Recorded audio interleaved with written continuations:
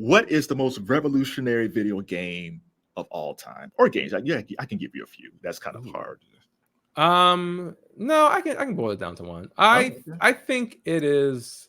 I think it's probably like Super Mario Brothers. That game I compared it to Citizen Kane. And how it kind of explodes. Now wait a minute. I never put those two together, but let's ride with that. So go ahead.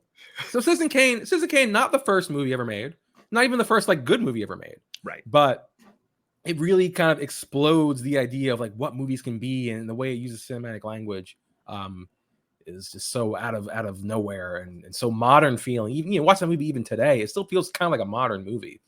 So I think Super Mario Brothers was doing very similar things in how you're going. Before that, you're looking at these arcade games that are just like single screen experiences, and very kind of like rigid movement. Mario's jump in Donkey Kong is either he's jumping or he's not. It's very rigid like that. You look at that, you can go to Super Mario Brothers, you have these side-scrolling worlds that are just like, you keep going, the world keeps extending beyond you.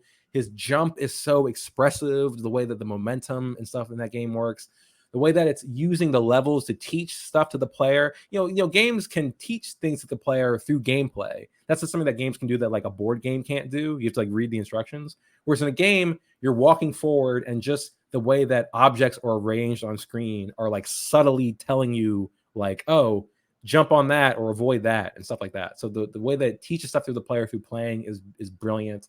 The way that it's the flagship NES game, and the NES as a console is saving the entire industry after it crashed in 82, 83. So without that game, there's no ongoing video game industry. And just Mario himself as this hugely important kind of mascot for the whole form. So all that stuff together, I think Super Mario Brothers, that's still the game. That's a good way to end this conversation. So Jordan Miner, why should we buy this wonderful book, Video Game of the Year? I think if you're someone who loves games, you will appreciate all the in-depth writing from across, all the years of it, and you'll probably recognize a lot of the contributors. It's a real who's who of games writers. But I think if you're someone who doesn't know about games at all, I think it's written in a way that it will teach you about them, and you will get up to speed on like 50 years of this really fascinating and cool medium that's been here this whole time. Even if you can't read, I think that the pictures alone are great. I want to get like posters of some of them. So I'm really happy with how it turned out, and I hope people enjoy it.